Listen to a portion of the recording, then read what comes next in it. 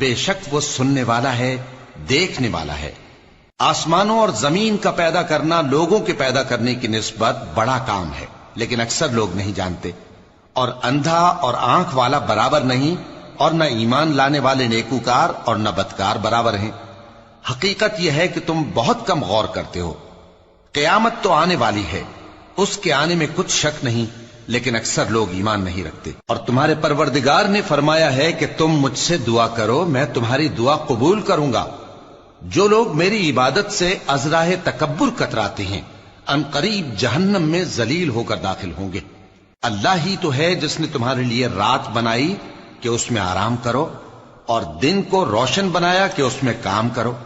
بے شک اللہ لوگوں پر فضل کرنے والا ہے، لیکن اکثر لوگ شکر نہیں کرتے۔ یہی اللہ تمہارا پروردگار ہے جو ہر چیز کا پیدا کرنے والا ہے، اس کے سوا کوئی معبود نہیں، پھر تم کہاں سے بھٹکائے جاتے ہو؟ اسی طرح وہ لوگ بھٹکائے جاتے تھے جو اللہ کی آیتوں سے انکار کرتے تھے۔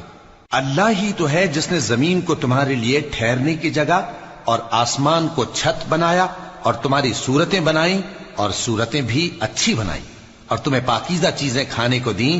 یہی اللہ تمہارا پروردگار ہے، سو اللہ رب العالمین بہت ہی بابرکت ہے۔ وہی زندہ جاوید ہے، اس کے سوا کوئی عبادت کے لائق نہیں، تو اس کی عبادت کو خالص کر کے اسی کو پکارو۔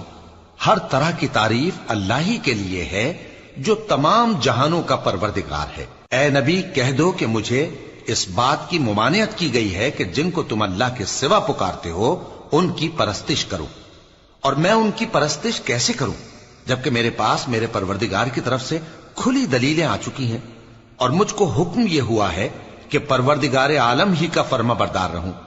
وہی تو ہے جس نے تم کو پہلے مٹی سے پیدا کیا، پھر نطفہ بنا کر، پھر لوتھڑا بنا کر، پھر تم کو بچہ بنا کر نکالتا ہے، پھر تم اپنی جوانی کو پہنچتے ہو، پھر بوڑھے ہو جاتے ہو، اور کوئی تم میں سے پہلے ہی مر جاتا ہے، اور آخر تم موت کے وقت مقرر تک پہنچ جاتے ہو، اور تاکہ تم سمجھو۔ وہی تو ہے جو زندگی اور موت دیتا ہے، پھر جب وہ کوئی کام کرنا یعنی کسی کو پیدا کرنا چاہتا ہے تو اس سے کہہ دیتا ہے کہ ہو جا، تو وہ ہو جاتا ہے۔ کیا تم نے ان لوگوں کو نہیں دیکھا جو اللہ کی آیتوں میں جھگڑتے ہیں؟ یہ کہاں سے پھیرے جاتی ہیں؟ جن لوگوں نے ہماری کتاب کو اور جو کچھ ہم نے پیغمبروں کو دے کر بھیجا اس کو جھٹلایا، وہ انقریب معلوم کر لیں گے جبکہ ان کی گردنوں میں طوق اور زنجیریں ہوں گی، وہ گھسیٹے جائیں گے یعنی کھولتے ہوئے پانی میں، پھر آگ میں جھونک دیے جائیں گے۔ پھر ان سے کہا جائے گا کہ وہ کہاں ہیں جن کو تم اللہ کے شریک بناتے تھے یعنی غیر اللہ؟ کہیں گے وہ تو ہم سے جاتے رہے، بلکہ ہم تو پہلے کسی چیز کو پکارتے ہی نہیں تھے۔ اسی طرح اللہ کافروں کو گمراہ رہنے دیتا ہے، یہ اس کا بدلہ ہے کہ تم زمین میں ناحق خوش ہوا کرتے تھے اور اس وجہ سے کہ اترایا کرتے تھے۔